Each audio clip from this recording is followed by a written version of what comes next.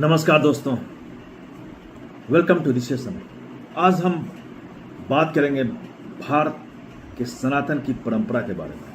Yes, परंपरा जो सिर्फ परंपरा नहीं है, विज्ञान है और आध्यात्म से जुड़ी हुई एक जीवंत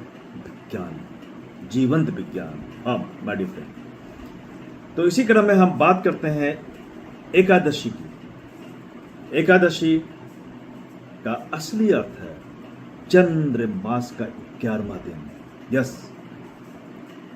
जो दिन बीतते हैं वो चंद्रमा के अनुसार बनाए गए हैं।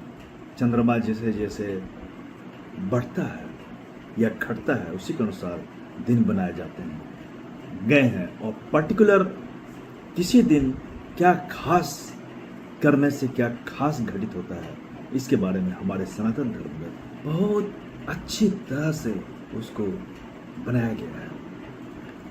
तो एकादशी का अर्थ होता है चंद्र मास का 11वां दिन। यस, और इस दिन हमारे शरीर और मन पर चंद्रमा का विशेष प्रभाव पड़ता है। जिस तरह से पूरा ब्रह्मांड बना हुआ है उसी तरह से हमारा ये शरीर बना हुआ है। हमारे शरीर का एक एक पार्ट, हमारे शरीर में स्थित एक एक अंग ये ब्रह्मांडीय संरचना का प्रतिरूप है।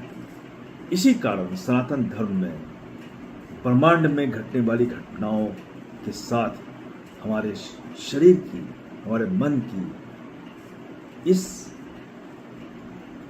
एकात्मकता, यानी हमारे शरीर और मन और ब्रह्मांड के साथ जुड़ने का एक तरीका बनाया गया है। इसी क्रम में हम वैज्ञानिक रूप से समझते हैं कि इस दिन क्या विशेष होता है। एकादशी के दिन जल तत्व यानी वाटर एलिमेंट शरीर में सबसे ज्यादा सक्रिय रहता है, वाटर एलिमेंट। और इस दिन चावल खाना बना है क्योंकि चावल में बहुत ज्यादा जल तत्व होता है। जल तत्व चावल में ज्यादा होता है। जब आप एकादशी के दिन चावल खाते हैं तो शरीर में नमी और सुस्ती बढ़ जाती है। इससे ध्यान, साधना और ऊर्जा का प्रभाव कमजोर पड़ता है। मनुष्य जो है हर दिन काम करता है, बिना काम के एक क्षण भी नहीं रह सकता है। और अगर इस काम को करने के क्रम में हमारा शरीर मन सुस्त हो जाए तो हम काम को अच्छी तरह से नहीं कर पाते हैं।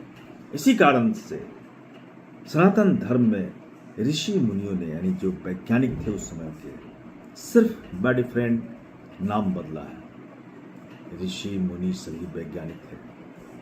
आज के लैंग्वेज में हम उन्हें वैज्ञानिक कहते हैं और पुराने जमाने में उन्हें ऋषि मुनि कहा जाता था। तो उन्होंने पता लगाया कि शरीर जो है सुस्त पड़ जाता है अगर हम कुछ खास चीज़ों को उस दिन नहीं वर्जित करते हैं तो। और यही है एकादशी। एकादशी के दिन चावल को वर्जित करने के बाद, चावल को नहीं हम जब लेते हैं तो हमारे शरीर में एनर्जी बरकरार रहती है, हमारा शरीर जो है कमज़ोर नहीं पड़ता है और हम जो काम कर रहे होते हैं उसमें सुस्ती नहीं आती है। कहा भी गया है कि एकादश्याम उपवास सर्व पाप पक्षयो भवेत, अर्थात इस दिन उपवास और संयम से शरीर और मन दोनों शुद्ध होते हैं। इसलिए हमारे ऋषि ने कहा था कि चावल नहीं खाना, मतलब शरीर जो है हमारा उसको हल्का रखना है ताकि मन जो है ऊंचा उठ सके। एक्चुअली मन जो है एनर्जी है, एनर्जी फ्रीक्वेंसी से के साथ है। और जब मन की का जो एनर्जी है, फ्रीक्वेंसी है, वो जब स्लो पड़ जाएगा तो धीरे धीरे वो शांत पड़ जाता है। तो हमारा मन जो है बहुत भारी और काम नहीं करना और सुस्तीपन आ जाता है। तो मन को एनर्जेटिक बनाए रखना है, उसकी फ्रीक्वेंसी जो है, वाइब्स जो है वो बरकरार रहे और ऊंचा रहे, माने हाई फ्रीक्वेंसी की ओर वो रहे। इसलिए एकादशी के दिन चावल नहीं खाना है। अब आधुनिक दृष्टि से हम देखते हैं, चावल जल्दी पचता है और बार बार भूख लगती है और उपवास का उद्देश्य जो है वो टूट जाता है। क्योंकि उस दिन उपवास करना है तो हम चावल अगर खाते हैं तो भूख लगती है, बार बार हमें खाने की इच्छा होती है, इसलिए ग्लाइकोसेमिक इंडेक्स जो है इसमें ज़्यादा होता है, यानी शुगर, ब्लड शुगर लेवल बढ़ जाता है इसमें, और शरीर को डिटॉक्स करने की प्रक्रिया जो है धीमी हो जाती है। एकादशी का उपवास सिर्फ भोजन का त्याग नहीं है, यह मन, शरीर और आत्मा को संतुलित करने का दिन है। एक बैलेंस्ड वे में इसे करके आगे बढ़ाना है।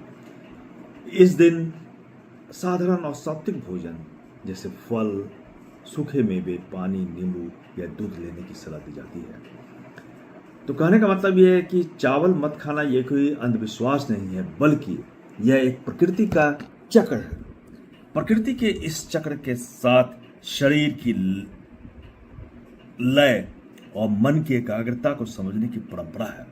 यही तो सनातन संस्कृति की खूबसूरती है, जहां हर नियम के पीछे विज्ञान और अध्यात्म दोनों जुड़े हुए होते हैं। इसीलिए हमें सनातन धर्म में बताए गए नियमों का पालन करना ही चाहिए। धन्यवाद।